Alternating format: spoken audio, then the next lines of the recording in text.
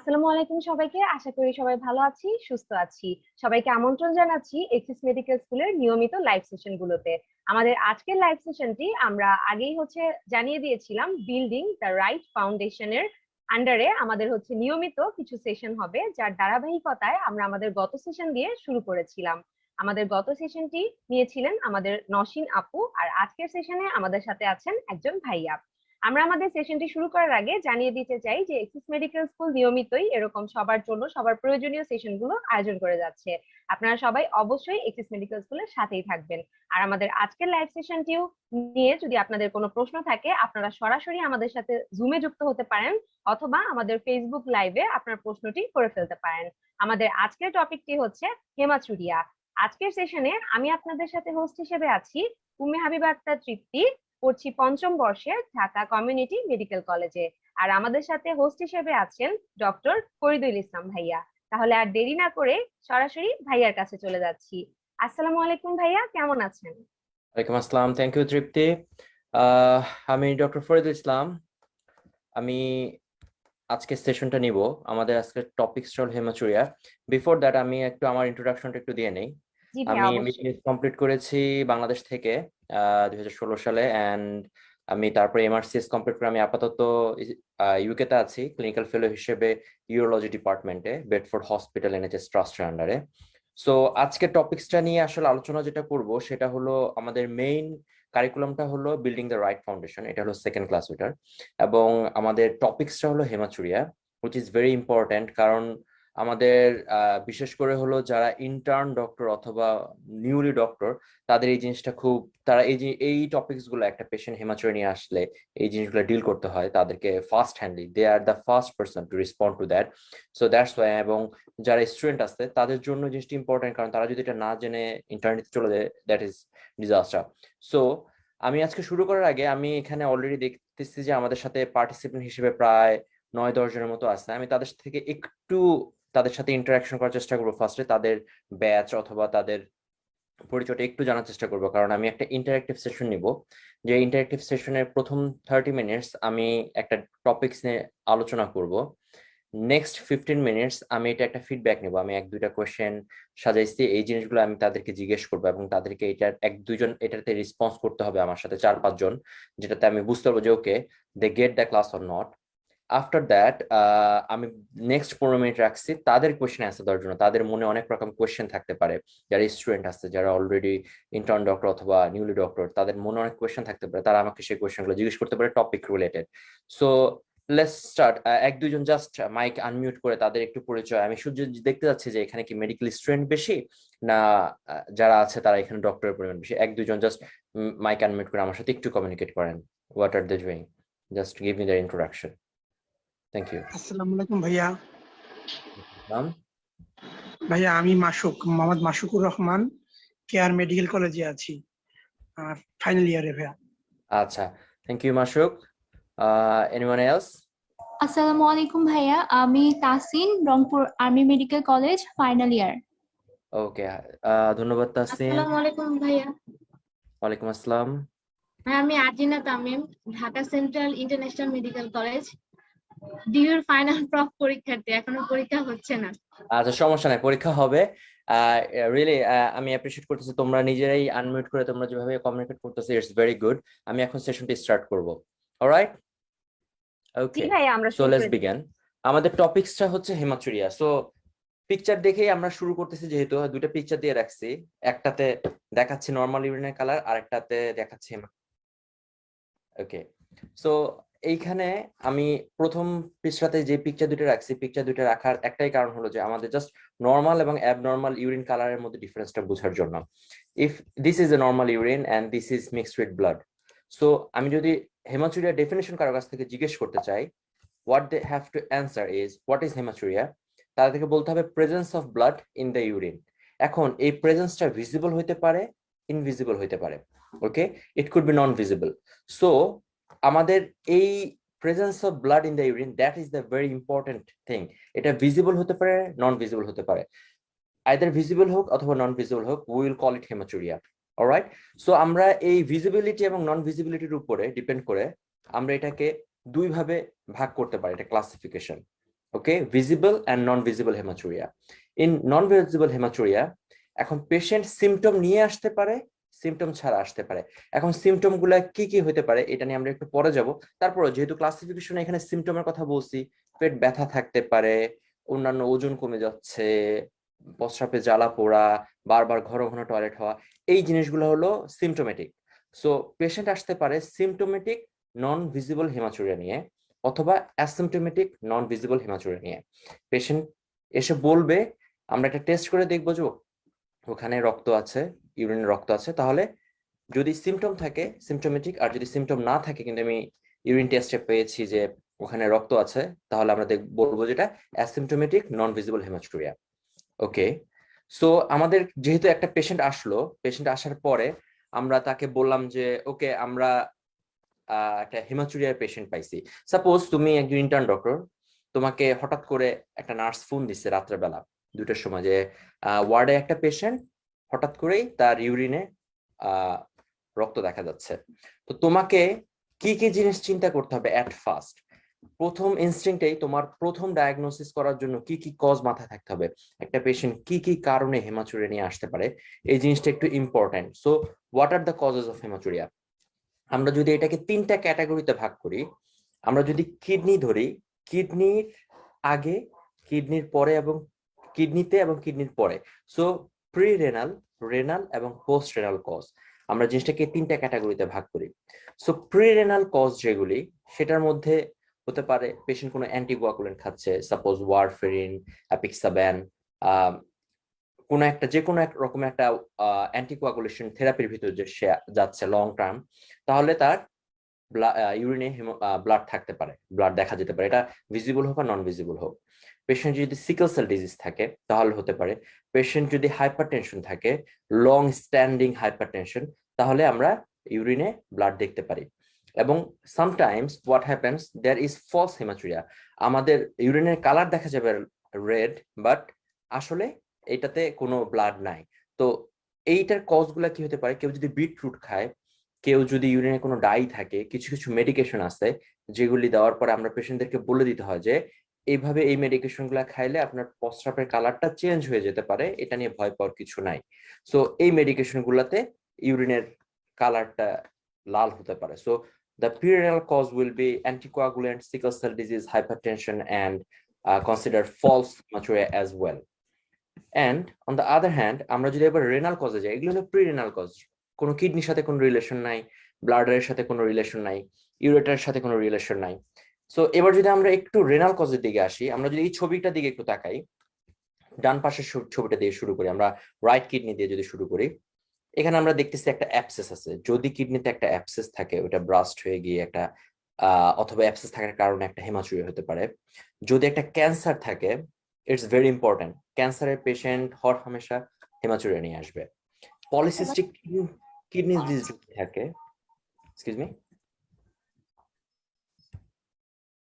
না ভাই, আপনি কন্টিনিউ করেন।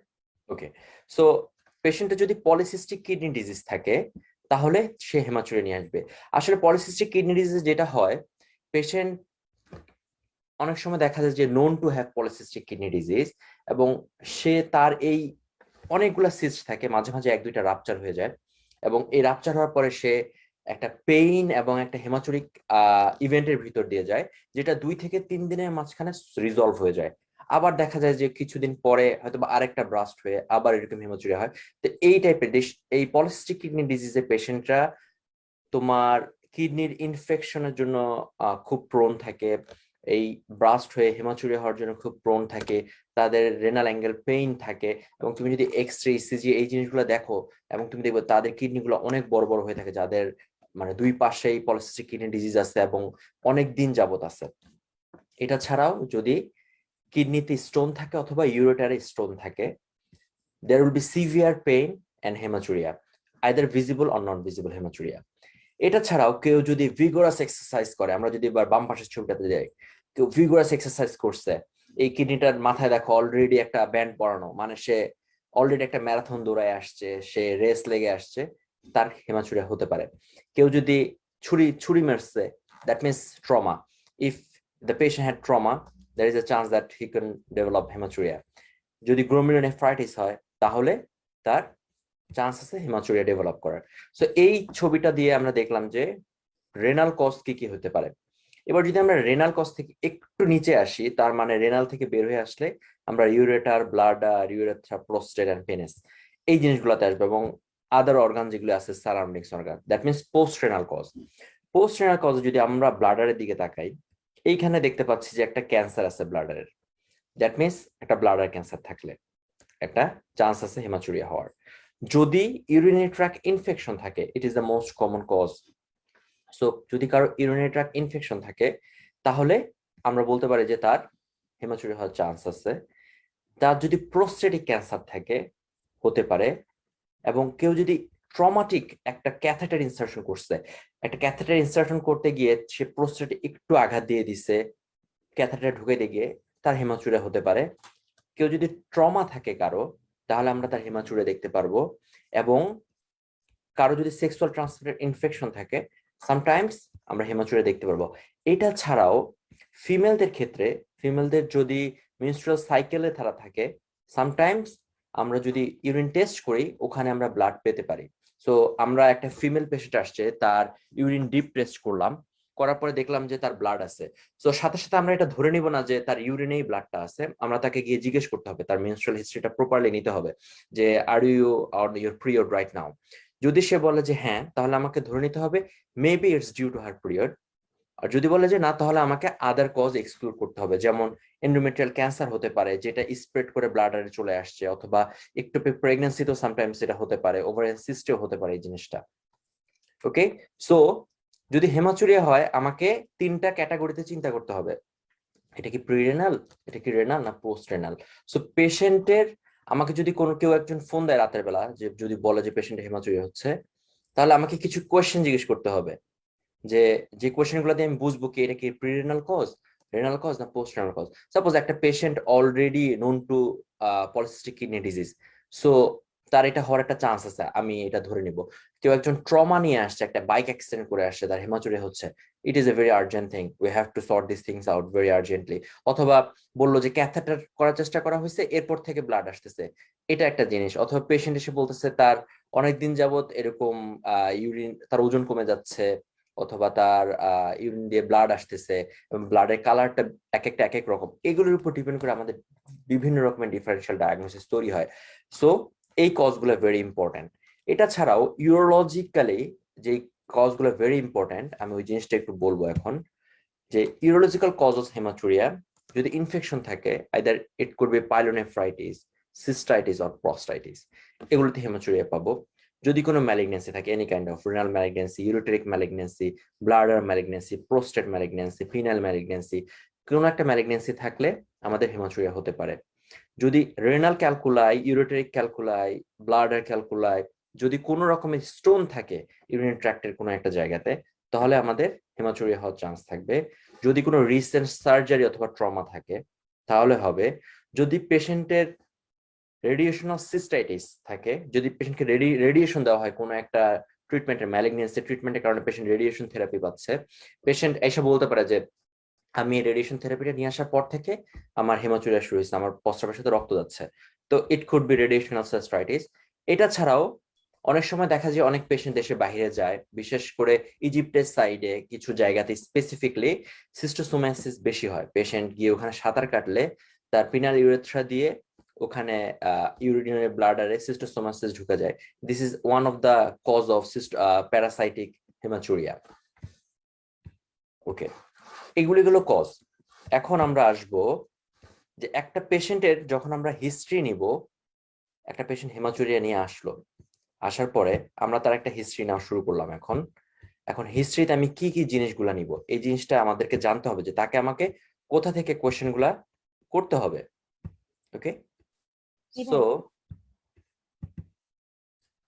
আমাদের প্রথমে জিজ্ঞেস করতে হবে যে ডিগ্রি অফ হেমাচুরিয়া, আমাদের হেমাচুরিয়াটা কেমন হচ্ছে, হেমাচুরিয়া যে হচ্ছে এটার কালারটা কি, ইউরিনটা যে যাচ্ছে ইউরিনের কালারটা কেমন, এই জিনিসটা আমাদেরকে জিজ্ঞেস করতে হবে।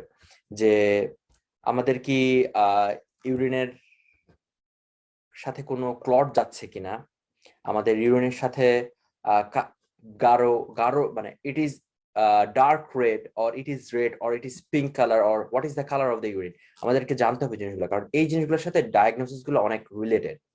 টাইমিং অফ দ্য হেমাচুরিয়া, টাইমিংটাও খুব ইম্পর্টেন্ট।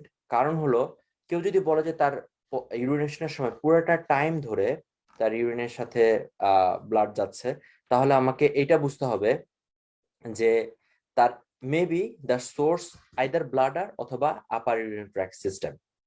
আর যদি বলে যে না মাঝে মাঝে আসতেছে, এটা বুঝতে হবে যে ইট could B severe bladder urination, অথবা বলে যে আমি যখন আমার ইউরিনেশন একদম শেষ পর্যায়ে চলে যায় তখন আমি দেখতেছি যে আমার প্রস্রাবের সাথে ব্লাড যাচ্ছে, তাহলে আইদার বুঝতে হবে ওখানে তার কোনো ব্লাডার স্টোন থাকতে পারে যেটা সিভিয়ারলি ইরিটেট করতেছে, অথবা একটা ক্যাথেটার আছে যেটা ব্লাডারকে সিভিয়ারলি ইরিটেট করতেছে, যেটার কারণে তোমার ইউরিনারি সিমটম গুলা ডেভেলপ করতেছে। ওকে, নাও অ্যাসোসিয়েটেড সিমটম। একটা পেশেন্ট আসছে হেমাচুরি নিয়ে, আমাকে তাকে জিজ্ঞেস করতে হবে তার কোনো অ্যাসোসিয়েটেড সিমটম আছে কিনা, তার লোয়ার ইউরিনারি ট্র্যাক্ট সিমটম অথবা এলইউটিএস বলে আমরা যেটাকে, আর্জেন্সি, ফ্রিকুয়েন্সি, এই জিনিসগুলো যেগুলি এগুলি কোনো কিছু আছে কিনা, তার কোনো জ্বর আছে কিনা, তার কোনো সুপ্রাপিবিক পেইন আছে কিনা, তার কোনো ফ্ল্যাঙ্ক পেইন আছে কিনা, কোনো ওয়েট লস আছে কিনা, অথবা রিসেন্টলি সে কোনো ট্রমার ভিতর দিয়ে গিয়েছে কিনা। যদি এই জিনিসগুলো থাকে তাহলে আমাদেরকে, সাপোজ কারো যদি এলইউটিএস থাকে তাহলে আমাকে চিন্তা করতে হবে it could be related with prostate.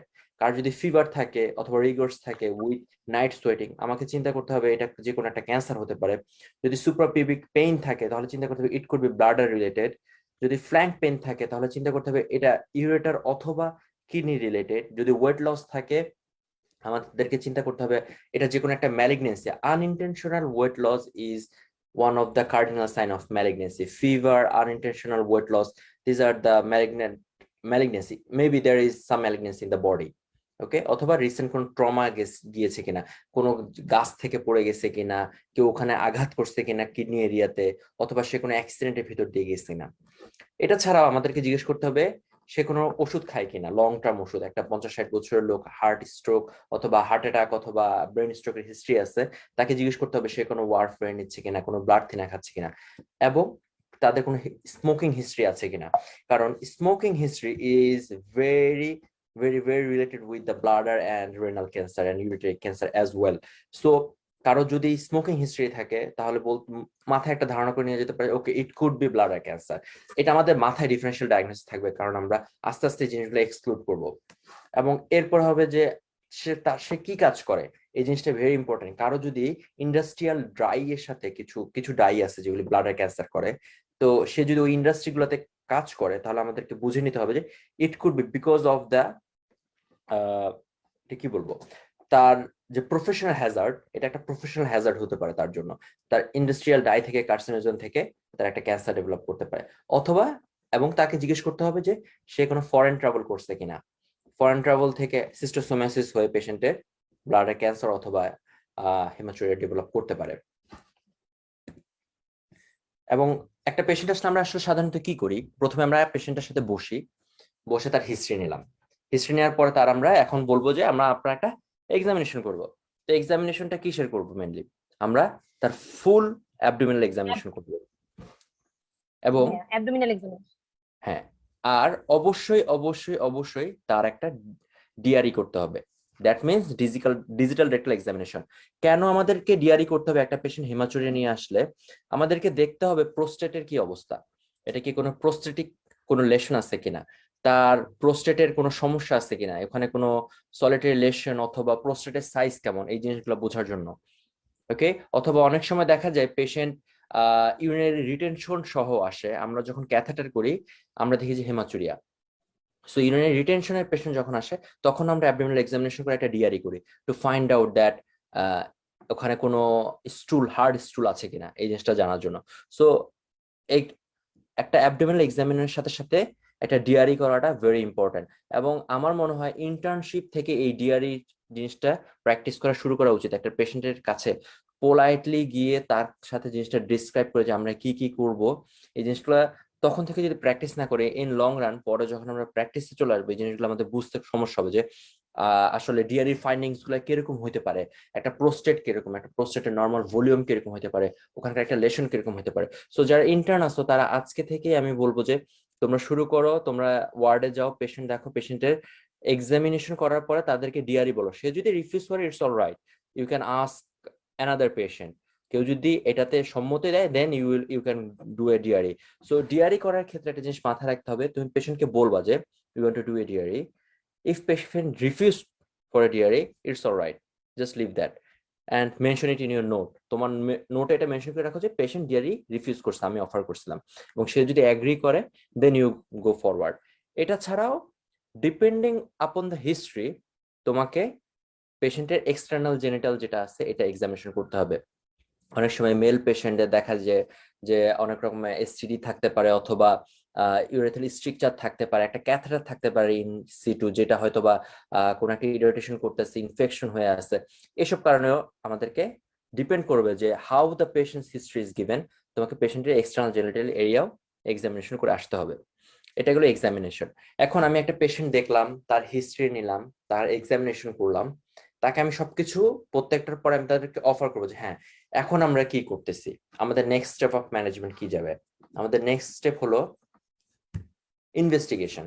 আমরা একটা পেশেন্ট আসার পরে তার হিস্ট্রি নিলাম, এক্সামিনেশন করলাম, এখন আমাকে কিছু ইনভেস্টিগেশন করতে হবে to find out the cause. আমরা তো কজগুলো অলরেডি জানি যে প্রিরেনাল, রেনাল এবং পোস্ট রেনাল। আমাদের এখন এক্সামিনেশন করে আমরা বের করলাম যে এটা কোন জায়গার হতে পারে। হিস্ট্রি নিয়ে আমরা চেষ্টা করলাম যে ফাইন্ড আউট করা ওকে কোন জায়গার লেশন হওয়ার একটা চান্স আছে।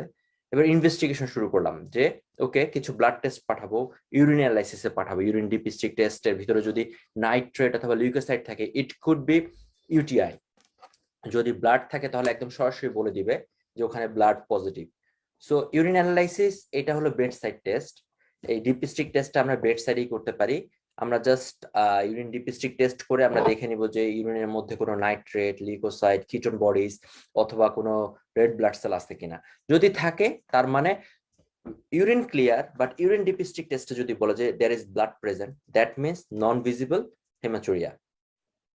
ওকে, এটা ছাড়া আমরা কিছু border line, base line bloods করবো, যেমন full blood count, urea and electrolyte, some clotting panels.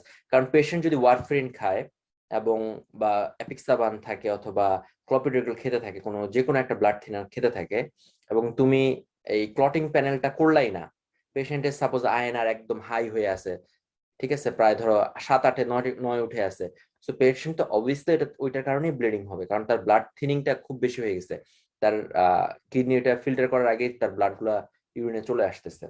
এছাড়াও আমরা পেশেন্টকে প্রপার অ্যাপ্রোপ্রিয়েট কাউন্সিলিং এর পরে প্রোস্টেট স্পেসিফিক অ্যান্টিজেন পাঠাইতে পারি। ঠিক আছে, যে আমরা বলবো যে ওকে আমরা একটা টেস্ট করতে পাঠাচ্ছি যেটা হলো প্রোস্টেট স্পেসিফিক অ্যান্টিজেন, এটা যদি তোমার অনুমতি থাকে তাহলে আমরা করতে পারবো, না হলে পেশেন্টের অনুমতি ছাড়া এই টেস্টটা হরহামেশা করা যায় না। পেশেন্টকে বলে নিতে হয় যে আমরা প্রোস্টেট স্পেসিফিক অ্যান্টিজেন করতে পারি। এটারও কিছু কারণ আছে। পেশেন্ট যদি ভিগারাস এক্সারসাইজ করে, পেশেন্টের যদি রিসেন্টলি কোনো ইনভেসিভ প্রসিডিওর করা হয় পার রেক্টালি অথবা পার ইউরেথ্রালি, অথবা পেশেন্টের যদি এই ডিআরই এক্সামিনেশন তুমি আগে করে ফেলো, তাহলে প্রোস্টেট স্পেসিফিক এই অ্যান্টিজেনটার রিপোর্টটা ফলস আসার চান্স থাকে। আচ্ছা, এখন আমি একটু একজনের সাথে কথা বলতে চাই যে মানে কি অবস্থা, তারা কতদূর পর্যন্ত কি বুঝলো। Nusrat Jahan, please unmute. আসসালামু আলাইকুম স্যার। ওয়ালাইকুম আসসালাম, জাস্ট কল মি ভাইয়া। ওকে, আমি জি এখানে ভাইয়া। তোমাদের সিনিয়র হিসেবে আসছি, কারণ আমি একটা জিনিস বিশেষ করি, তুমি তোমার স্যারের সাথে যতটা খোলামেলা ভাবে একটা কোশ্চেন জিজ্ঞেস করতে পারবে, এর থেকে তোমার সিনিয়র, ইমিডিয়েট সিনিয়র অথবা সিনিয়রদের সাথে এর থেকে সহজে একটা কোশ্চেন ডিসকাস করতে পারবা। দ্যাটস ওয়াই আই প্রেফার ভাইয়া দেন স্যার। ওকে, সো নুসরাত, তুমি আমাকে বলো এতক্ষণ যে আমি কথাগুলো বললাম এখানে তুমি কোন জায়গাটাতে বুঝতে তোমার সমস্যা হয়েছে? ভাইয়া মোটামুটি সবকিছু বুঝতে পেরেছি। আচ্ছা, তোমার কোথাও কোনো বোঝার কোনো সমস্যা নাই বা কোথাও কোনো কোয়েশ্চেন অ্যারাইজ করে না, আচ্ছা ঠিক আছে এইটা কেন আমি করতেছি বা ওইটা কেন করতেছি, কোথাও কোনো কোয়েশ্চেন অ্যারাইজ করছে? না ভাইয়া। আচ্ছা ঠিক আছে, okay, I will ask you questions at the very end. আমি তোমাকে কোয়েশ্চেন করব, কারণ আমি একটা সিনারিও তৈরি করে রাখছি লাস্টে, যেখানে আমি কিছু কোয়েশ্চেন করব, তোমাদের ওগুলোকে অ্যান্সার দিতে হবে। এর জন্য আমি একটু মাঝখানে ব্রেক নিয়ে তোমাদেরকে জিজ্ঞেস করে নিচ্ছি তোমরা সবকিছু বুঝতে পারতেছো কিনা, কারণ it is very important to understand my topics. যদি না বুঝতে পারো আমি 100 বার বলবো একই কথা, আমার সেটা তো সমস্যা নাই। Is that okay? জি ভাইয়া, থ্যাংক ইউ সো মাচ। ঠিক আছে, আমি তাহলে আমাদের নেক্সট স্লাইডে চলে গেলাম। ওকে, আমি একটা পেশেন্টের ইনভেস্টিগেশন করলাম।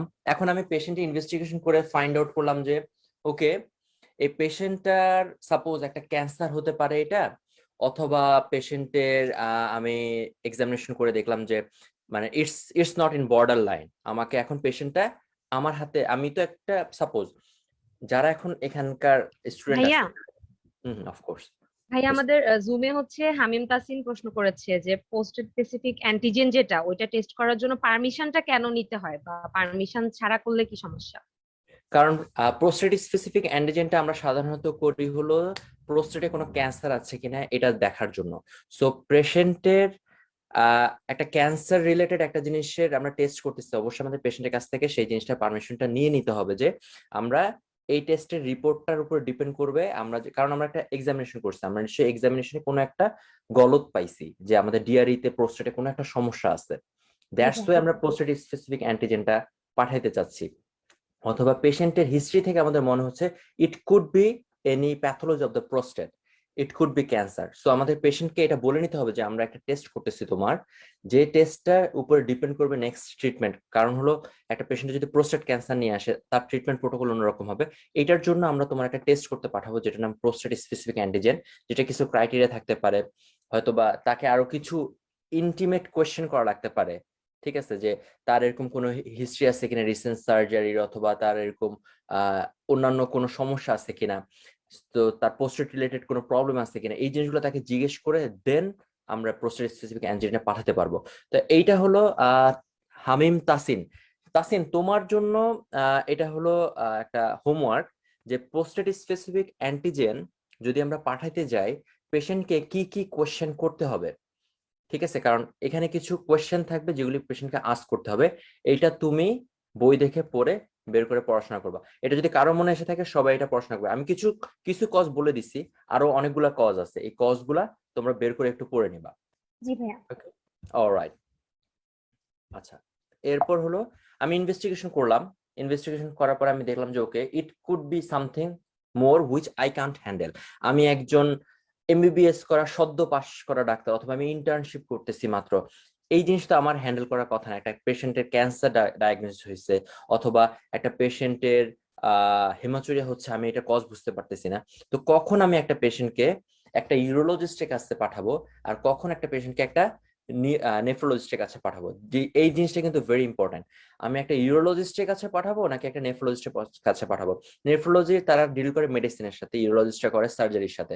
তো আমাকে জিনিসটা জানতে হবে যে আমি কার কাছে পেশেন্টটা পাঠাবো। ওকে, সো এটা হলো একটা নাইস গাইডলাইন। নাইস গাইডলাইন এখানে হলো এটা ইন্টারন্যাশনালি, এখানে ইউকে তে আমরা প্র্যাকটিস করি যে বাংলাদেশে যেমন আমাদের সরকার থেকে কিছু গাইডলাইন দেওয়া থাকে, এখানকারটা হলো নাইস গাইডলাইন। তো এখানকার গাইডলাইনটা এরকম যে ইউরোলজিক্যাল পেশেন্টের, এটা হলো ওয়ার্ল্ড ওয়াইড স্বীকৃত, ইউরোলজি পেশেন্টের রেফার ক্রাইটেরিয়া যদি হেমাচুরিয়া সহ থাকে তাহলে কি হইতে হবে, পেশেন্টের বয়স যদি 45-এর বেশি হয় এবং আনএক্সপ্লেইনড ভিজিবল হেমাচুরিয়া থাকে উইদাউট ইউরিনারি ট্র্যাক্ট ইনফেকশন। পেশেন্টের বয়স 45-এর বেশি, কোনো ভিজিবল হেমাচুরিয়া আছে কিন্তু কোনো কারণ আমি খুঁজে পাচ্ছি না, এবং পেশেন্টের কোনো ইউটিআই নাই, কোনো ইউরিনারি ট্র্যাক্ট ইনফেকশন নাই, তাহলে আমি তাকে ইউরোলজিস্টের কাছে পাঠাবো। পেশেন্টের ভিজিবল 45-এ বয়স 45-এর বেশি, পেশেন্টের ভিজিবল হেমাচুরিয়া আছে এবং যেটা পারসিস্টেন্ট অর রিকারেন্ট, এই ইউটিআই আছে যেটা আইদার অনগোয়িং চলতেছে অথবা বারবার হচ্ছে আফটার সাকসেসফুল ট্রিটমেন্ট, যদি এরকম থাকে তাহলে আমাকে ইউরোলজিস্টের কাছে পাঠাইতে হবে। অথবা পেশেন্টের বয়স যদি 60 হয় অথবা তার বেশি হয় with unexplained non visible haematuria. এতক্ষণ আমরা দেখতেছিলাম হেমাচুরিয়াটাকে, ঠিক আছে, এখন ইউরিন ডিপে আসছে, পেশেন্টের ব্লাড পজিটিভ কিন্তু ইউরিনটা ক্লিয়ার, ইউরিন ডিপ টেস্ট আমরা পেলাম যে ওকে ব্লাড ইজ পজিটিভ, তাহলে আমরা কি বলবো 60 বছরের বেশি non visible hematuria with dysuria or raised WBC count on a blood test. পেশেন্টের ইউরিনারি ট্র্যাক্ট সিমটম আছে, ডিজুরিয়া আছে এবং সাথে ডাব্লিউবিসি কাউন্টটাও বেশি আমরা ব্লাড টেস্ট করে যখন দেখছি, তাহলে আমাদেরকে পেশেন্টকে ইউরোলজির কাছে রেফার করতে হবে। অথবা পেশেন্ট যদি অ্যাসিম্পটোমেটিক নন ভিজিবল হেমাচুরিয়া থাকে and on the 2 out of 3 tests should also be referred for a further investigation. Patient আমার কাছে 2-3 বার আসছে এবং 2-3 বারের ভিতরে আমি যখন টেস্ট করছি 3 বারের ভিতরে 2 বারই পেশেন্টের ব্লাড পাইছি আমি ইউরিনে। ওকে, তাহলে কিন্তু পেশেন্টের কোনো সিম্পটম নাই, তাহলে আমাকে ওই পেশেন্টকে অবশ্যই একটা ইউরোলজিস্টের কাছে রেফারেল করতে হবে। This are the common guidelines. কখন আমি একটা ইউরোলজিস্টের কাছে পেশেন্টটাকে পাঠাবো। এবার যদি আমি দেখি আমি নেফ্রোলজিস্টের কাছে কখন পাঠাবো, তাহলে হলো যদি আমাদের দীপ নামে একজন প্রশ্ন করেছে যে ডিসইউরিয়াতে কি বার্নিং সেন্সেশন ইনক্লুড? হ্যাঁ, বার্নিং সেন্সেশন ইনক্লুড, কারণ burning sensation or because patient dysuria হয় হলো UTI থেকে, so yes it's included there.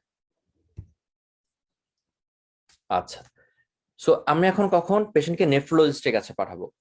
So refer to A nephrologist may be warrant in patient with a likely, মানে পেশেন্টের যদি এই 5টা ক্রাইটেরিয়ার মধ্যে কোনো কিছু থাকে তাহলে আমরা একটা নেফ্রোলজিস্টের কাছে পাঠাবো। তার যদি অলরেডি নেফ্রোলজিক্যাল কোনো একটা ডায়াগনোসিস আমি মাথায় চিন্তা করি, suppose it could B glomerulonephritis, okay, pyelonephritis, এরকম যদি কোনো কিছু আমি চিন্তা করি তাহলে আমি পেশেন্টকে নেফ্রোলজিস্টের কাছে পাঠাবো। এভিডেন্স অফ ডিক্লাইনিং জিএফআর, আমি পেশেন্টের জিএফআর চেক করলাম, ইজিএফআর চেক করে দেখলাম যে পেশেন্টের ইজিএফআরটা ডিক্লাইনিং, ওকে, তাহলে আমি পেশেন্টকে নেফ্রোলজিস্টের কাছে পাঠাবো। অথবা পেশেন্টের স্টেজ 4-5 সিকেডি আছে, ক্রনিক কিডনি ডিজিজ আছে, তাহলে আমি তাকে ইউরোলজিস্ট না নেফ্রোলজিস্টের কাছে পাঠাবো। পেশেন্টের প্রোটিন ইউরিয়া আছে, পেশেন্টের আমি যখন ইউরিন টেস্ট করলাম তখন আমাকে বললো যে haematuria plus there is a lot amount of protein as well there, so আমার এটা নেফ্রোটিক সিনড্রোম হতে পারে, এটা গ্লোমেরুলোনেফ্রাইটিস হতে পারে, সো আমাকে পেশেন্টকে পাঠাতে হবে হলো নেফ্রোলজিস্টের কাছে। অথবা পেশেন্টের বয়স 40-এর কম এবং তার সিভিয়ার হাইপারটেনশন আছে, তাহলে আমাদের নেফ্রোলজিস্টের ক্রাইটেরিয়াটা হলো তার নেফ্রোলজিক্যাল কোনো একটা ডায়াগনোসিস আমি চিন্তা করতেছি,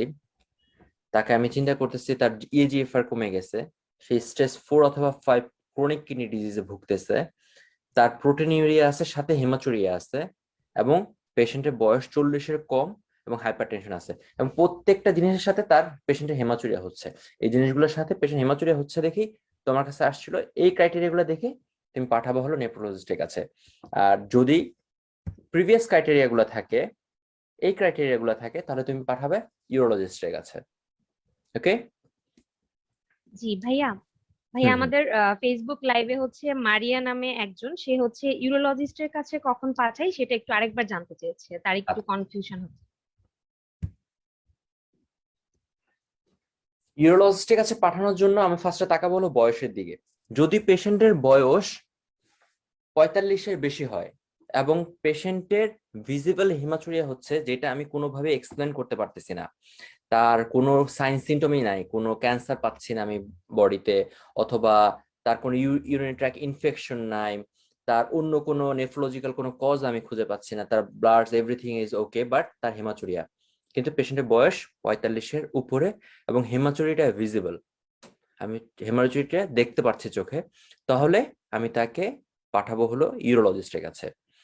পেশেন্টের বয়স যদি 45-এর বেশি হয়, ভিজিবল হেমাচুরিয়া থাকে এবং পেশেন্টের বারবার ইউটিআই হচ্ছে এবং ট্রিটমেন্ট দেওয়ার পরে সেরে যাচ্ছে কিন্তু আবার ইউটিআই হচ্ছে, তাহলে আমাকে ইউরোলজিস্টের কাছে পাঠাতে হবে, কারণ আমাকে ফাইন্ড আউট করতে হবে what is the reason behind the haematuria and what is the reason behind that UTI. ওখানে কি কোনো ফরেন বডি আছে কিনা, কোনো স্টোন আছে কিনা, কোনো ক্যাথেটার রয়ে যাচ্ছে কিনা যেটা কিনা বারবার ইনফেকশন করতেছে, তাহলে এটা একজন ইউরোলজিস্টই পারবে যেটা সলভ করার জন্য বা যেটাকে সামনের দিকে নিয়ে যাওয়ার জন্য।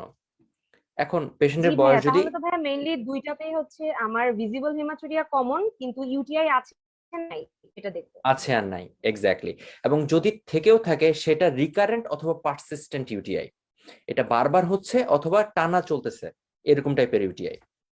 জি ভাই। ওকে, এবার যদি আমি 60 বছর বয়সের একটা রোগীর দিকে তাকাই, এবার আমি দেখলাম যে তার ইউরিন ক্লিয়ার, কিন্তু আমি টেস্ট করার পর দেখলাম ওখানে রক্ত আছে। Okay, that means unexplained non visible hematuria, এবং পেশেন্টের আইদার ডিজুরিয়া আছে অথবা রেজ ডাব্লিউবিসি কাউন্ট আছে। তার আমি দেখলাম যে তার আইদার ডিজুরিয়ার যে সাইন সিম্পটমগুলো এগুলি আছে, অথবা আমি দেখলাম যে তার ডাব্লিউবিসি কাউন্টটা বেশি ব্লাড টেস্টে, তাহলে আমি তাকে একজন ইউরোলজিস্টের কাছে পাঠাবো। এবং একটা পেশেন্ট অ্যাসিম্পটোমেটিক পেশেন্ট আমার ক্লিনিকে আসছে, আমি তার একটা ইউটিআই, আমি তার ইউরিন ডিপ টেস্ট করলাম, ইউরিন টেস্ট করে 3বার আসছে, সে 2বারই দেখলাম যে ওখানে ব্লাড আছে, তাহলে আমাকে ওই পেশেন্টকে ইউরোলজিস্টের কাছে রেফার করতে হবে। কারণ অ্যাসিম্পটোমেটিক পেশেন্ট, তার কোনো সিমটম নাই, কিন্তু তার ইউরিনে কেন ব্লাড আসতেছে এটা আমাকে ফাইন্ড আউট করতে হবে। দ্যাটস ওয়াই আমি একজন ইউরোলজিস্টের কাছে পাঠাবো। কারণ আমি অন্যান্য টেস্টগুলো তো করতেছি, আমি ব্লাড দেখতেছি, আমি অন্যান্য যে রেগুলার মার্কার গুলো আছে এই জিনিসগুলো দেখতেছি, দেখার পরেও দেখতেছি আমি কোনো কজ ফাইন্ড আউট করতে পারতেছি না, তখন আমি একজন ইউরোলজিস্টের কাছে পাঠাবো। Is it clear? জি ভাইয়া। আচ্ছা, এখন আসি হলো, তোমার কাজ কিন্তু এখন এখানে শেষ। অ্যাজ এ নিউ ইন্টার্ন অথবা অ্যাজ এ নিউলি ডক্টর, তুমি একজন নিউরোলজিস্টের কাছে রেফার করে দিলা অথবা একজন নেফ্রোলজিস্টের কাছে রেফার করে দিলা, এখানে তোমার কাজ শেষ। কারণ তোমার কাছ থেকে এর থেকে বেশি কেউ এক্সপেক্ট করে না। এখন কাজ হলো ইউরোলজিস্টের এবং নেফ্রোলজিস্টের, তারা কি করবে। আমি যেহেতু ইউরোলজির সাইড থেকে বলতেছি, আমি ইউরোলজিস্ট কি করবে আমি তোমাকে এই প্ল্যানটা প্রপারলি বলবো। নেফ্রোলজিস্ট যারা, তারা হলো মেডিসিন থেকে, তারা মেডিকেল সেক্টর থেকে তাদের যে ম্যানেজমেন্ট গুলো আছে, তারা মেডিকেল ম্যানেজমেন্ট গুলো তাদের করবে। কারণ তাদের নেফ্রোলজিক্যাল, এটা গ্লোমেরুলোনেফ্রাইটিস হতে পারে, নেফ্রোটিক সিনড্রোম হতে পারে, পাইলোনেফ্রাইটিস হতে পারে, এগুলি ট্রিটমেন্ট তারা দিবে। আর ইউরোলজি সাইড থেকে যেটা হবে, ইউরোলজিক্যাল ডক্টররা যেটা করবে, তারা আরো কিছু টেস্ট করবে to find out the cause of haematuria. কি কি টেস্ট?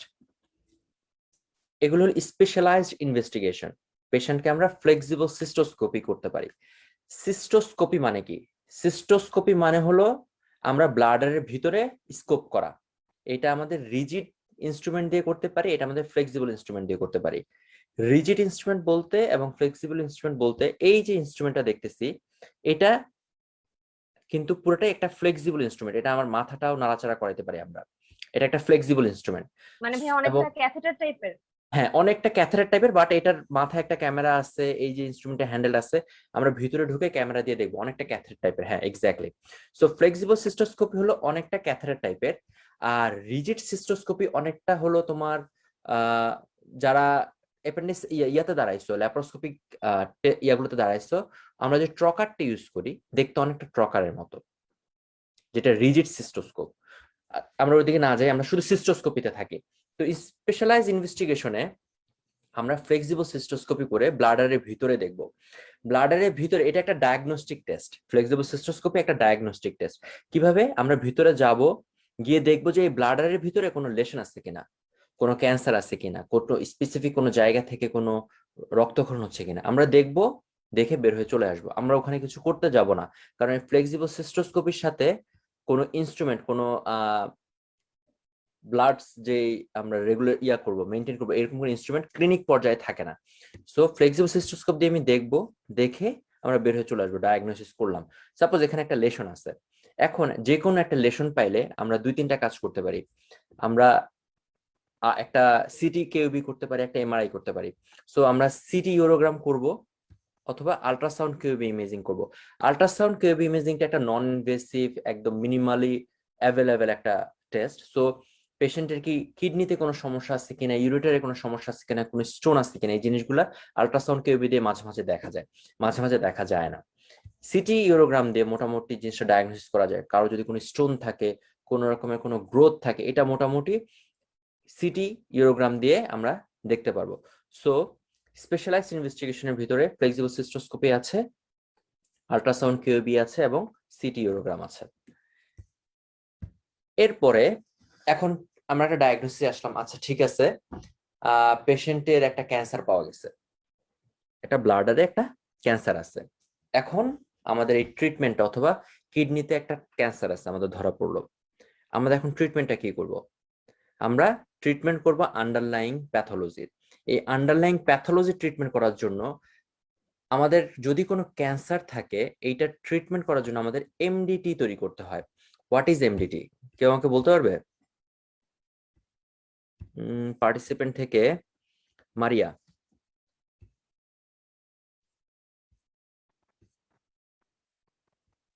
জি ভাইয়া, আসসালামু আলাইকুম ভাইয়া। ইসলাম, তুমি কি আমাকে বলতে পারবে এমডিটি জিনিসটার মানে কি? না পারলে কোনো সমস্যা নাই। তুমি কোন ভাইয়া ইয়ারে? ভাই আমি নিউ 5th ইয়ার। আচ্ছা, 5th ইয়ারে। ওকে, সো ইটস অলরাইট। না পারলে কোনো কিছু এখানে কোনো মানে হতাশা হওয়ার কিছু নাই, কারণ নতুন জিনিস শেখার জন্য এখানে আসা। আমি জানতে চাচ্ছিলাম যে এই শব্দটার সাথে তুমি পরিচিত কিনা, যে এমডিটি কথাটার সাথে তুমি পরিচিত কিনা? ভাইয়া একজন মাল্টি accept এ লিখেছে। হুম। সো এমডিটি কথাটার মানে হলো মাল্টিডিসিপ্লিনারি টিম। এই মাল্টিডিসিপ্লিনারি টিম কি করে, আমরা সাধারণত যে জিনিসটা হয়, আমরা একটা ক্যান্সার ধরা খাইলে আমরা পেশেন্টটাকে নিয়ে আমাদের এই পেশেন্টের ম্যানেজমেন্টের জন্য অনেকগুলো স্টেপ ওয়াইজ আগাইতে হবে। একজন অনকোলজিস্ট লাগবে, একজন রেডিওলজিস্ট লাগবে, একজন ইউরোলজিস্ট লাগবে। সো আমরা যদি একটু তাকাই, একটা এমডিটি মাল্টিডিসিপ্লিনারি টিম একটা ক্যান্সার ট্রিটমেন্ট করার জন্য সব সময় ওই পেশেন্টটার পুরো ফাইলটা একটা মাল্টিডিসিপ্লিনারি টিমের মাধ্যমে ম্যানেজ করা হয়ে থাকে। কারণ একজন ইউরোলজি, আমি জাস্ট এই জিনিসটা দিয়ে ছবিটার দিকে যদি একটু তাকাও, কে কে আছে একটু দেখি। একজন ইউরোলজিস্ট আছে, দ্যাট মিনস একজন সার্জন। একজন অনকোলজিস্ট আছে যে কিনা রেনাল ক্যান্সার, ইউরিটারি ক্যান্সার অথবা ব্লাডার ক্যান্সারের উপর স্পেশালাইজড অথবা এক্সপার্ট, এরকম একজন অনকোলজিস্ট লাগবে। একজন প্যাথোলজিস্ট লাগবে, একজন রেডিওলজিস্ট লাগবে, স্পেশালিটি নার্স লাগবে, যারা কিনা এই ক্যান্সার, রেনাল ক্যান্সার রিলেটেড যেই পেশেন্টগুলো আছে তাদেরকে রেগুলার বেসিসে দেখে। Palliative care specialist, palliative care শব্দটার সাথে কে কে পরিচিত আমি এটা একটু জানতে চাচ্ছি। কেউ বলতে পারবে প্যালিয়েটিভ কেয়ার কথাটার মানে? জি ভাইয়া, স্যার সাপোর্টিভ যে একটা ট্রিটমেন্ট। পেশেন্টের ক্যান্সার মেটাস্টাসিস হয়ে গেছে, পেশেন্টের জন্য আমি আর কিছুই করতে পারবো না, আমি কোনো অপারেশন করতে পারবো না, কোনো ট্রিটমেন্ট দিতে পারবো না। তবে ওই পেশেন্টকে আমি জাস্ট বলবো যে না, আপনার কোনো ট্রিটমেন্ট দেবো না, বাসায় চলে যান, এটা তার হতে পারে না। তার কোয়ালিটি অফ লাইফ সম্পর্কে তো আমাকে খেয়াল রাখতে হবে। তো তাকে আমি একটা নির্দিষ্ট ট্রিটমেন্ট দিয়ে তাকে যতটুকু কমফোর্টেবল রাখা যায় লাইফে, ততটুকু কমফোর্টেবল করার জন্য যেই টিমটা কাজ করবে সেই টিমটার নাম হলো প্যালিয়েটিভ কেয়ার স্পেশালিস্ট। এবং এমডিটি কোঅর্ডিনেটর, একজন বা দুইজন কোঅর্ডিনেটর থাকে যারা কিনা এই পুরা টিমটা ডিসিশন গুলা একটা প্লেসমেন্টের মাধ্যমে করে। কারণ ইউরোলজিস্ট একটা ডিসিশন দিবে, অনকোলজিস্ট একজন একটা ডিসিশন নিবে, প্যাথোলজিস্ট, রেডিওলজিস্ট ফার্দার ইনভেস্টিগেশন করতে চাবে, স্পেশালিস্ট নার্স তাকে স্পেশালিস্ট কোনো একটা কাজ করতে বলবে। প্যালিয়েটিভ যদি পেশেন্টের কোনো কিছু না থাকে, প্যালিয়েটিভ কেয়ার নার্সরা একটা আলাদা ডিসিশন দিবে, বা প্যালিয়েটিভ কেয়ার স্পেশালিস্ট আলাদা একটা ডিসিশন দিবে। তো এমডিটি কোঅর্ডিনেটর যারা, তারা সেই ডিসিশন গুলা ওয়েল ডিস্ট্রিবিউট করে তারা জিনিসগুলোকে ইন প্লেস করবে ওই পেশেন্টটার জন্য। So it is very important, যদি কোনো ক্যান্সার পেশেন্ট আসে এবং কোনো পেশেন্টের যদি ডায়াগনোসিস ক্যান্সার হয়, আমাদের এই মাল্টিডিসিপ্লিনারি টিম এর মাধ্যমে আগানো। আমাদের বাংলাদেশে এই প্র্যাকটিসটা কিছু প্রাইভেটে আছে এবং কিছু সরকারি মেডিকেলে অ্যাজ ওয়েল অ্যাজ আছে। তাদের বিভিন্ন এমডিডি টিমের সাথে হয়তোবা তাদের এমডিডি টিমটা এতটা স্ট্রং না, তবে এমডিডি টিমটার ভিতরে একজন ইউরোলজিস্ট, একজন oncologist, radiologist, pathologist, at least basic consultant যারা আছে তারা সবাই ওখানে থাকে। আমাদের বাংলাদেশে হয়তোবা আমরা প্যালিয়েটিভ কেয়ার অথবা স্পেশালিস্ট নার্সদের সাথে ওইভাবে পরিচিত না, বাট যারা ইন লং রান, যারা হয়তোবা দেশে বাইরে চলে যাবে অথবা বাংলাদেশে যারা কিছু চেঞ্জ আনতে চাবে ইন লং রান, তারা এই জিনিসগুলো ইন্ট্রোডিউস অবশ্যই করাবে, কারণ they are playing a very vital role in a patient's life, in a patient's management. Okay? কারো কোনো কোশ্চেন আছে এই ব্যাপারটাতে?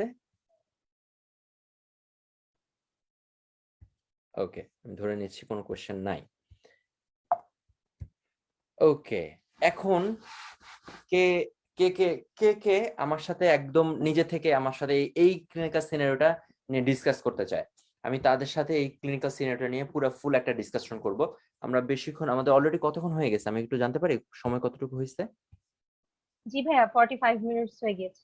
45 মিনিটস হয়ে গেছে। সো আমরা এই ক্লিনিক্যাল সিনারিওটা নিয়ে একটু আলোচনা করব। আমি এতক্ষণ পর্যন্ত যে কথাগুলো বলছি এই কথাগুলো নিয়ে আসলে আলোচনাটা।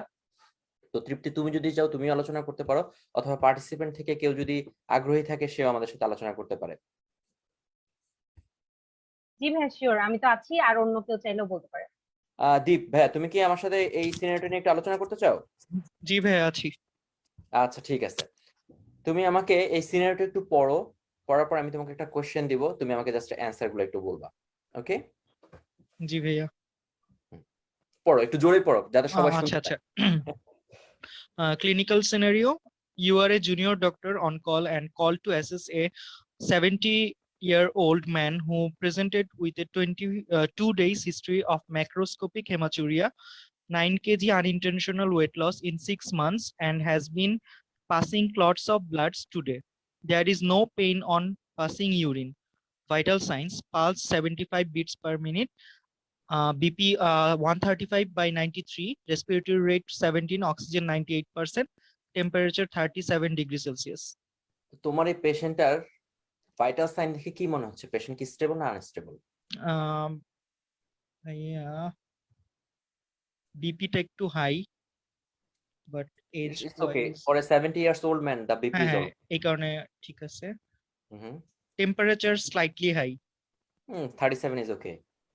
আচ্ছা 38.56 এর উপরে গেলে তুমি একটু ওকে, it আচ্ছা। could be 100 degree Fahrenheit. এছাড়া ভাইয়া ভাইটাল সাইন তো তাহলে ভাইয়া তেমন দেখে বেশি মনে হচ্ছে পেশেন্টের স্টেবল পেশেন্ট। স্টেবল।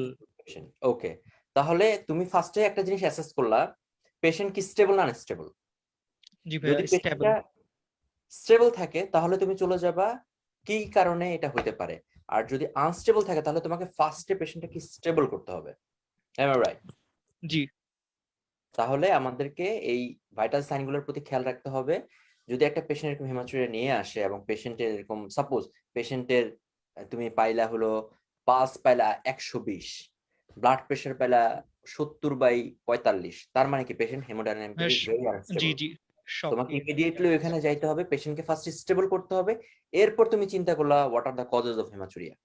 জি ওকে, এখন তুমি আমাকে বলো যে পেশেন্ট যদি স্টেবল, তোমার জন্য কোশ্চেন হলো what are the differential diagnosis for this patient? Differential diagnosis ভাইয়া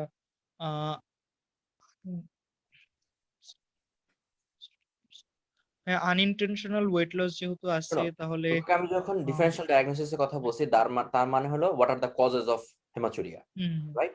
তাহলে তুমি এবার তিনটা ক্যাটাগরিতে ভাগ করে ফেলাও, প্রিরেনাল, রেনাল এবং পোস্ট রেনাল। যে কয়টা মনে থাকে, আমি তোমারে বলতেছি না যে তুমি আমারে সব বলো, তোমার যে কয়টা মনে থাকে তুমি আমারে বলো। আচ্ছা ভাইয়া প্রিরেনাল কিছু কজ হতে পারে। প্রিরেনালের মধ্যে হচ্ছিল গিয়ে আমার আসলে এক্স্যাক্টলি এখন সবগুলা কজ মনে পড়তেছে না। তোমার কোনো কজই মনে রাখার দরকার নেই, তুমি আমাকে তোমার যা আছে মাথায় তুমি তাই বলো, that's it. I just want to আচ্ছা। Hear one or two causes, that's it. তাহলে হচ্ছিল কি ভাইয়া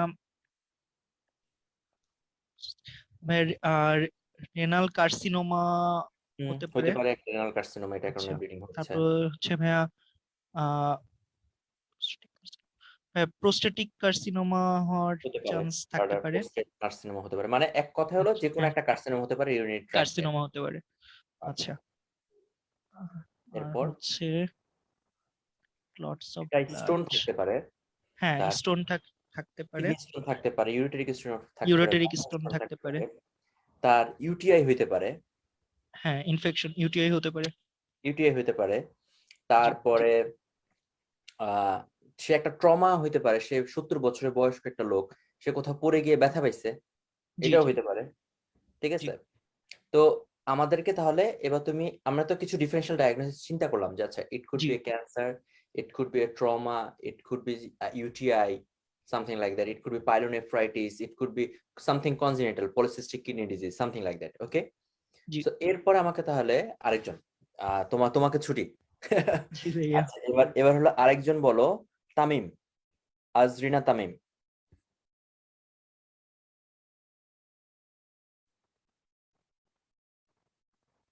ওকে, আসসালামু আলাইকুম। ওয়ালাইকুম আসসালাম। তামিম, তুমি আমাকে বলো যে হাউ উইল ইউ প্রসিড। তুমি এই পেশেন্টটাকে দেখলা, তুমি মাথায় কিছু ডিফারেনশিয়াল ডায়াগনোসিস চিন্তা করলা, এখন তুমি কিভাবে আগাবে? এই পেশেন্টের ম্যানেজমেন্টের জন্য তুমি এখন কি করতে চাও? প্রথমে পেশেন্টের কাছ থেকে একটা ভালো মতো হিস্ট্রি নিতে হবে। Very good. তারপর তারপরে পেশেন্টকে আমরা কিছু মানে হিস্ট্রিতে তুমি কি কি পয়েন্টের পিছনে নজর দিবা? জাস্ট 2-3টা পয়েন্ট আমাকে বলো যে ভাই এই জিনিসটার প্রতি আমি নজর দিব কারণ আমার মাথায় এই জিনিসটা আছে। মানে ক্লট পাস যে করতেছে ইউরিনের সাথে, ডিউরেশন মানে টাইমটা কখন, মানে একদম শুরুতেই করতেছে নাকি লাস্টে নাকি মাঝামাঝি সময়? আচ্ছা, তুমি জানতে চাচ্ছ onset of passing Onset the of- blood, আর ডিউরেশন ব্লাডের এই ইয়াটার সাথে কতদিন যাবত ক্লটটা যাচ্ছে, কতদিন যাবত ক্লটটা নতুন করে শুরু হয়েছে না আগে থেকে? আচ্ছা ঠিক আছে, সুন্দর একটা পয়েন্ট। তারপর তারপর হচ্ছে ভাই ওনার যে আনইনটেনশনালি ওয়েট লস হচ্ছে এ ব্যাপারে আমরা একটু কোশ্চেন করব যে আসলে ওনার আরো কোনো ইলনেস সাথে আছে কিনা এভাবে ওয়েট লস হচ্ছে। ওকে, এনিথিং এলস? আমরা তার একটা স্মোকিং হিস্ট্রি নিতে পারি, যে সে কি স্মোকিং ড্রাগ হিস্ট্রি ভাইয়া, ড্রাগ ড্রাগ হিস্ট্রি নিতে পারি, হিস্ট্রি নিব। হাইপারটেনশন আছে কিনা। এক্স্যাক্টলি। আচ্ছা ঠিক আছে, তুমি একটা হিস্ট্রি নিলা, তারপর কি করবা? তারপর ভাই আমি এক্সামিনেশনের দিকে যাব। ওকে, তুমি কি কি এক্সামিনেশন করতে চাও ওই পেশেন্টের? ভাই অ্যাবডোমিনাল এক্সামিনেশনটা ফার্স্টে করব। Very good. তারপর? আর তারপরে হচ্ছে আমরা ভাইটাল সাইন গুলো তো আমাদের দেওয়াই আছে, সেগুলো নিয়ে আমরা আবার হয়তো বা একটু দেখতে পারি। আরো কথা আছে, আমি কিন্তু এই টপিকসটার এই স্পেসিফিক এই যেটা নিয়ে আমি প্রায় 2-3 মিনিট কথা বলছি, ডিজিটাল রেকটাল এক্সামিনেশন অথবা ডিআরই। সরি ভাই, ডিজিটাল ডিআরই করতে হবে। একটা অ্যাবডোমিনাল এক্সামিনেশন কখনোই ফিনিশ হয় না যদি তুমি ডিআরই না করো। যদি ডিআরই না করি। হ্যাঁ, যে কোনো অ্যাবডোমিনাল এক্সামিনেশন, তুমি এটা যদি লিভারও দেখতে যাও তোমার ডিআরই করতে হবে। তুমি যদি অ্যাবডোমিনাল এই অ্যাপেন্ডিসাইটিস এর জন্য অ্যাবডোমেন পালপেট করতে যাও তোমার ডিআরই করতে হবে। অ্যাট লিস্ট ডিআরই না করলেও পেশেন্টকে বলতে হবে I want to do a DRE, I will agree with now. তুমি তাকে পুরো জিনিসটা বোঝায় বলবা যে I am going to put my finger through your back passage and try to feel what's going on through your back passage. Okay, এই জিনিসগুলো সুন্দর করে সুন্দর ভাষায় জি পেশেন্ট ভাইয়া। যেভাবে বুঝে সেভাবে তাকে এক্সপ্লেন করতে হবে যে এই জিনিসটা এভাবে এভাবে করবো, কারণ it's a very uncomfortable procedure. So পেশেন্টকে অ্যাগ্রি হইতে হবে এই প্রসিডিওরটা করতে দেওয়ার জন্য। তুমি ফাট করে পেশেন্ট বলবে এই শোন আমি আপনার ডিআরই করবো, এটা কিন্তু হবে না। পেশেন্টের কাছ থেকে জি ভাইয়া। অনুমতি নিতে হবে প্রপারলি, দেন তুমি ডিআরই করতে পারো। আচ্ছা, এইটা ছাড়াও পেশেন্ট হিস্ট্রি যদি বলে যে না তার এই এক্সটার্নাল জেনিটালিয়াতে কোনো একটা সমস্যা আছে, তাহলে তোমাকে এক্সটার্নাল জেনিটাল এরিয়ারও এক্সটার্নাল জেনিটালি এক্সামিনেশন। এক্সামিনেশন করতে। ওকে, দেন তুমি কি করবা? দেন ভাইয়া ইনভেস্টিগেশন করার জন্য দিব। ওকে, তুমি ফার্স্ট ইনভেস্টিগেশন কি করতে চাও? ভাইয়া ইনভেস্টিগেশন তো আমরা যেভাবে পড়ি যে মানে অ্যাজ এ মানে কমন ইনভেস্টিগেশন যেগুলো আমরা সবসময় দেই, আরো কিছু স্পেসিফিক ইনভেস্টিগেশন। তবে কমন ইনভেস্টিগেশনের মধ্যে যদি আমরা বলি তাহলে আমরা বলবো যে কমপ্লিট ব্লাড কাউন্ট, তারপরে হচ্ছে urine for microscopic examination, urine for culture examination, then হচ্ছে আমরা কিছু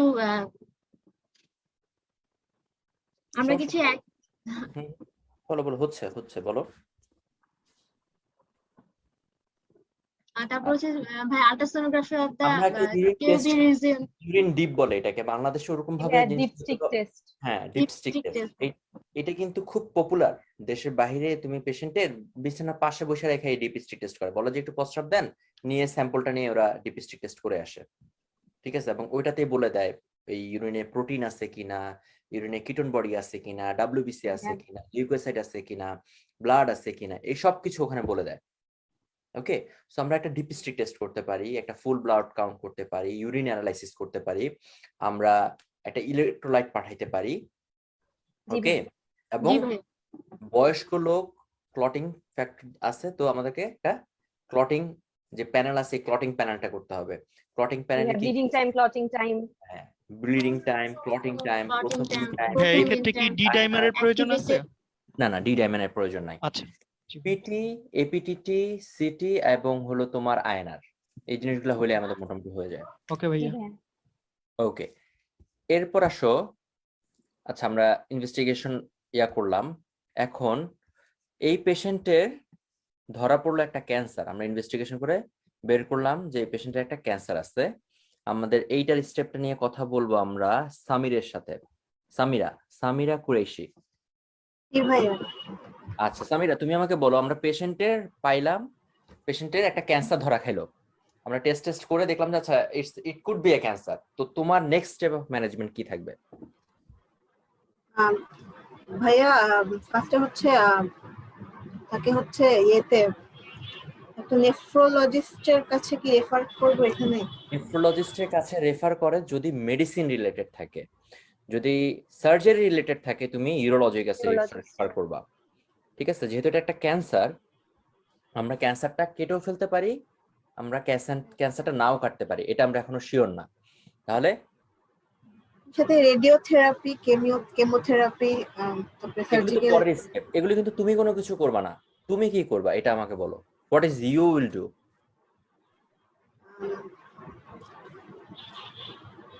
You will refer this patient to a urologist. Okay? জি ভাইয়া। তোমার কাজ এখানে শেষ। এখন ধরো তুমি হলে ইউরোলজিস্ট, তুমি আরো 10 বছর 15 বছর 20 বছর পরে কনসালটেন্ট হয়ে গেলে ইউরোলজি। এখন তুমি এই পেশেন্টকে কি করবে, যে তোমার জুনিয়র তোমার কাছে পেশেন্টটা পাঠাইছে এবং সে একটা ডায়াগনোসিস করে পাঠাইছে কোয়ারি রেনাল কার্সিনোমা, অথবা রেনাল কার্সিনোমা সে ডায়াগনোস করে পাঠাইছে যে স্যার এই জিনিসটা এরকম, বা মিস্টার এই জিনিসটা এরকম রেনাল কার্সিনোমা, এখন তুমি নেক্সট স্টেপ অফ ম্যানেজমেন্টটা বলো। তুমি একজন ইউরোলজিস্ট, তুমি কি করবে এই পেশেন্টটাকে এখন? হ্যাঁ, এই পেশেন্টদেরকে ফার্স্টে হচ্ছে কাউন্সিলিং, রিঅ্যাসুরেন্স করব, রিঅ্যাসুরেন্স। তুমি হ্যাঁ করলা কাউন্সিলিং রিয়াকশন, সুন্দর একটা কথা বলছো। পেশেন্টের সাথে আমাকে বসতে হবে, বসে পেশেন্টকে বলতে হবে যে তোমার এই সিটি স্ক্যান বা তোমার রিপোর্ট গুলাতে আমরা এরকম একটা জিনিস পাইছি, তোমার ডায়াগনোসিসটা এরকম হইতে পারে, এটার জন্য আমাদের আরো ফার্দার ইনভেস্টিগেশন করা লাগতে পারে। ওকে, তো কি কি ফার্দার ইনভেস্টিগেশন অ্যাজ ইউরোলজিস্ট তুমি প্রেফার করবা, আমি এটা জানতে চাচ্ছিলাম। একটা ফ্লেক্সিবল সিস্টেম করো, specific antigen. Prostate specific antigen, যদি প্রোস্টেটে কোনো লেশন থাকে তুমি চিন্তা করো তাহলে এটা করতে পারো।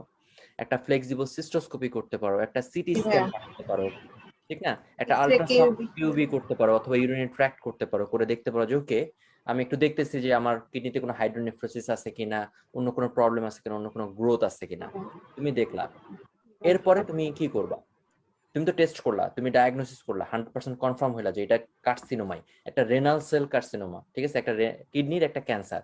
এরপর তুমি কি করবা, তুমি পেশেন্টটাকে একটা মাল্টিডিসিপ্লিনারি টিম গঠন করবা। করব। এক্স্যাক্টলি, এই জিনিসটা আমি এতক্ষণ শুনতে যাচ্ছিলাম। তুমি একটা মাল্টিডিসিপ্লিনারি টিম গঠন করবা, যেটাতে কে কে থাকবে আমাকে এটা একটু বলো। একটা প্যাথোলজিস্ট, নিউরোলজিস্ট, তারপরে অনকোলজিস্ট, তারপরে প্যালিয়েটিভ কেয়ার স্পেশালিস্ট, নার্স থাকবে। Okay, so very good, I am really impressed. তোমরা আসলে এমডিটি জিনিসটা সম্পর্কে মাথায় ক্লিয়ার হয়েছে যে it is really impressive. Thank you. So আমরা পেশেন্টের জন্য এমডিটি টিম গঠন করব, এবং ওই এমডিটি টিম ডিসাইড করবে যে তারা কি করতে চায়। এখানে তো অনেক রকম লোক থাকবে, জিনিসটা কি ক্যান্সারটা কি ছড়ায় গেছে কিনা, একজন রেডিওলজিস্ট বসবে, বসে সে বলবে যে ক্যান্সারটা ছড়ায় গেছে কি ছড়ায় নাই। যদি মেটাস্টাসিসের ব্যাপারটা ক্লিয়ার করবে। সরি, হ্যাঁ মেটাস্টাসিস ব্যাপারটা ক্লিয়ার করবে, এবং এরপর যে অনকোলজিস্ট থাকবে সে ডিসাইড করবে সে কি রেডিওথেরাপি পাবে কি পাবে না, কেমোথেরাপি পাবে কি পাবে না। ইউরোলজিস্ট ডিসাইড করবে যে আমরা কি এটাকে ক্যান্সারটাকে আমরা কেটে ফেলতে পারবো কি পারবো না, পারলে কতটুকু পারবো, কি টাইপের অপারেশন করতে চাই, আমরা কি পুরো কিডনিটাই কেটে ফেলে দিব, নাকি আমরা এই যে নেফ্রন যেগুলো আছে, নেফ্রন সেভিং যে কিডনি অপারেশনটা আছে এইটা করব, নাকি আমরা ওইটাকে ওইভাবে রেখে দিয়ে জাস্ট কেমোথেরাপি রেডিওথেরাপির মাধ্যমে আমরা নেক্সট স্টেপ অফ ম্যানেজমেন্ট করব, নাকি জিনিসটা আমরা সার্ভিলেন্সে রাখবো। এটা হলো ইউরোলজিস্ট করবে। প্যালিয়েটিভ কেয়ার হলো যদি এটা ছড়ায় যায় তাহলে প্যালিয়েটিভ কেয়ার টিম যেটা আছে তারা হলো প্যালিয়েশনে হেল্প করবে, যে পেশেন্টের লাইফ কোয়ালিটি অফ লাইফটা যাতে মেনটেন করা হয় প্রপারলি। এই তো। জি ভাই। আচ্ছা, এখন হলো তোমাদের কোশ্চেন। আমি তো এতক্ষণ অনেক কোশ্চেন করছি, এখন দেখি তোমরা আমাকে কি কি কোশ্চেন করতে পারো, টপিক রিলেটেড, টপিকের বাইরে না, ঠিক আছে, আর টপিকের বাইরে প্রিপারেশন আমি নিয়ে আসি নাই। সো তোমরা আমাকে এবার কিছু কোশ্চেন করো যে তোমরা কোথায় বুঝো নাই জিনিস কোনো কিছু। এনিওয়ান? যদি বুঝেও থাকো এক দুজন অ্যাটলিস্ট কোঅপারেট করো যে না ভাইয়া এই জিনিসগুলো ক্লিয়ার ছিল, বা এই জিনিসগুলোতে আরেকটু বললে আমাদের জন্য ভালো হইতো। ভাইয়া অনেকগুলো বিষয়ই ক্লিয়ার হয়েছে, যেমন এমডিটিটা আজকে প্রথম জানতে পেরেছি। ইউজুয়ালি তো আমাদের এখানে এমডিটি নিয়ে ওইভাবে বলা হয় না, বা আমাদের কারিকুলামে ওইভাবে নেই, এটা ভালো হয়েছে। আর ভাইয়া এমনিতে টোটাল প্রসিজিওরটা সম্পর্কেও অনেক ক্লিয়ার হওয়া গিয়েছে, যে আসলে কোনটার পরে আমরা কোনটা করছি, বা একটা ইনভেস্টিগেশনেও আমরা কোন জিনিসটা শুরুতেই করব, বা হচ্ছে আমাদের একটা ম্যানেজমেন্টের ক্ষেত্রেও শুরুতে কি করা লাগতে পারে, বা পরবর্তীতে রেফারেলের ক্ষেত্রে আমরা হচ্ছে কার থেকে কাকে রেফার করতে পারি, কোনটা আমাদের জন্য বেশি প্রেফারেবল, এই বিষয়গুলো ভাইয়া ভালো মতো বোঝা গিয়েছে। আচ্ছা ঠিক আছে, আমি একটা সুন্দর ইয়া বলবো। আমার এখানে আমার ইউকেতে আমার যে মেন্টর, আমার যে সিনিয়র এখানে যে হলো আমার ক্লিনিক্যালি যে আমাকে পুরো মনিটর করে সব সময়, সে আমাকে সবসময় একটা কথা বলে যে তুমি তোমার সবচেয়ে ইম্পর্টেন্ট এবং সবচেয়ে reliable person in your practice is your patient. তুমি একটা পেশেন্টের কাছে গিয়ে বসবা, তার সাথে তার কথাগুলো মনোযোগ দিয়ে তুমি 10 মিনিট শুনবা, 20 মিনিট শুনবা, প্রয়োজনে 1 ঘন্টা শুনবা। সে কি বলতে চায় সেটা তুমি মনোযোগ দিয়ে শুনবা। তোমার ডায়াগনোসিস ওইখানেই 90% হয়ে যাবে এবং টেস্টের উপর তোমাকে মাত্র 10% রিলায়েবল থাকতে হবে তখন। That means taking a history is very important. তুমি একটা পেশেন্টের কাছ থেকে হিস্ট্রি নেওয়ার সময় তোমাকেও জানতে হবে তুমি কি কোয়েশ্চেন করবা, এবং তোমাকে এটাও বুঝতে হবে যে পেশেন্ট কিন্তু জানে না যে তার ডায়াগনোসিস কি। পেশেন্ট কিন্তু নিজের মতো করে তার কথাগুলো বলতে থাকতে হবে, এবং এটা একটা আর্ট যে তুমি তোমার পেশেন্টের সাথে বসে ফুল এমপ্যাথি নিয়ে কোনো বিরক্তি না দেখায় তুমি তার সাথে বসে ঘন্টাখানেক সময় কাটায় দিছো, বা 10 মিনিট, 20 মিনিট, 30 মিনিট সময় কাটায় দিছো, এবং সে এটা বুঝতেছে যে তুমি তার প্রতি কেয়ারফুল এবং তুমি তার ট্রিটমেন্টটা প্রপারলি করবা। এই জিনিসগুলো ভেরি ইম্পর্টেন্ট। তোমার পেশেন্টের আউটকাম বলো, পেশেন্টের স্যাটিসফ্যাকশন বলো, এই জিনিসগুলোর সাথে এই জিনিসগুলো খুব রিলেটেড। আমাদের দেশে হয়তো বা অনেক পেশেন্ট দেখে সবাই, পেশেন্ট স্যাটিসফ্যাকশন কারো মাঝখানে থাকে না শুধু এই জিনিসগুলোর কারণে, প্রপারলি পেশেন্টের কথা শোনা হয় না। পেশেন্ট কখনোই স্যাটিসফাইড হয়ে বাসায় যায় না এই কারণে।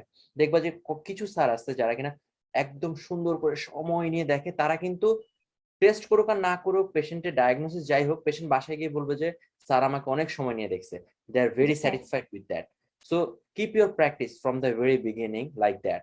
তুমি একটা পেশেন্টের পাশে গিয়ে বসে তার সম্পর্কে সে যা বলতে চায় খুব মনোযোগ দিয়ে, খুব এমপ্যাথি নিয়ে, কোনো বিরক্তি না দেখায় পুরোটা কথা শুনো। ওখান থেকে যে কোয়েশ্চেন গুলা তোমার মাথায় আছে ওখানকার অ্যান্সার গুলো তুমি বের করে নিয়ে আসো এবং একটা ডায়াগনোসিসের দিকে আগাও। দরকার এরপরে তোমার investigation, examination. First always history taking, just follow that thing. Okay, আচ্ছা। তাহসিন ভাইয়া, তোমাকে কিছু কোশ্চেন ছিল পুলে, আমি একটু পুলটা ছাড়ার জন্য রিকোয়েস্ট করব। জি ভাই। ওকে, আমি কিছু পুলের অ্যারেঞ্জ করা হয়েছে এখানে, তাহসিন কিছু পুল ইয়া করবে, তো সবাই আশা করি এটাতে অ্যান্সার করবে। Just is just a feedback. জি ভাই, শিওর।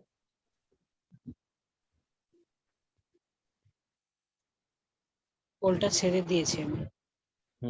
হ্যাঁ, আমি পেয়েছি, দেখতে পাচ্ছি।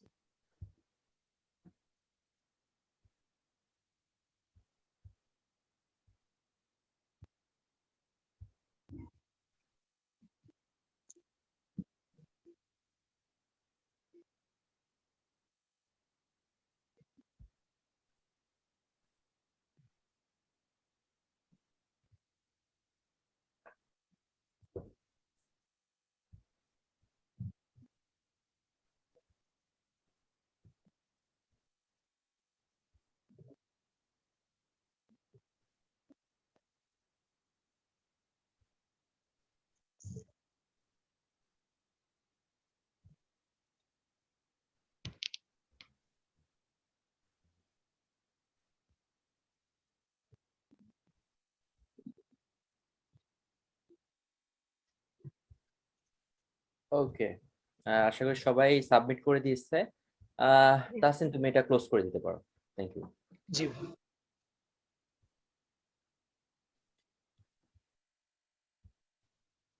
অ্যান্সার গুলো কি, মানে তোমার কি পুলের রেজাল্ট চলে আসছে? জি ভাইয়া। তুমি এটা শো করতে পারো। সো আজকে আমাদের অ্যাটেন্ডের মাঝখানে অনেকেই ছিল, 75% medical student. Okay, that's good. Thank you everyone. Okay,